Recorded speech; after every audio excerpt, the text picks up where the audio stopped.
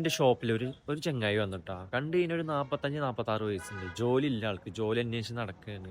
ആൾ 8 വർഷത്തോളം സൗദി അറേബ്യയിൽ വർക്ക് ചെയ്യുന്നുട്ടോ. അപ്പൊ അവിടെ മടുത്ത് ബിസിനസ് ഒക്കെ ഡൗൺ ആയി. കൊറോണ ഒക്കെ വന്നതിന് ശേഷം നാട്ടിൽ സെറ്റിൽ ആവാൻ പോയത്. അപ്പൊ നാട്ടിൽ നിൽക്കാൻ പറ്റാത്തൊരു അവസ്ഥയിലെത്തി. ഇപ്പൊ യു എക്ക് വിസിറ്റ് വന്നു.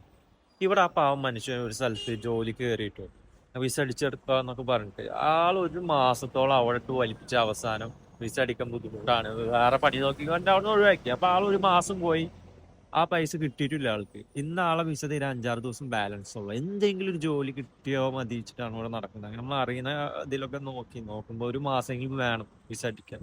ഇത് 5-6 ദിവസം കൊണ്ട് എക്സ്പയർ ആവും.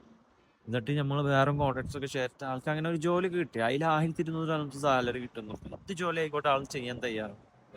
കുറെ പേര് ഇങ്ങനെ ക്യാൻസൽ അടിച്ച് പോണോത്തിരി ആ പൈസ അവര് 200 കട്ട് ചെയ്യും, സെക്യൂരിറ്റി എമൗണ്ട്. എന്നിട്ട് ഇങ്ങനെ ഒരുപാട് ആൾക്കാരാണ് ഇപ്പൊ ഇങ്ങനെ നടക്കുന്നത്. കുറെ ആൾക്കാർ വിസ അടിച്ചു കൊടുക്കാനായിട്ട് പറഞ്ഞുവിട്ടെ. അത് നിൽക്കരുത്.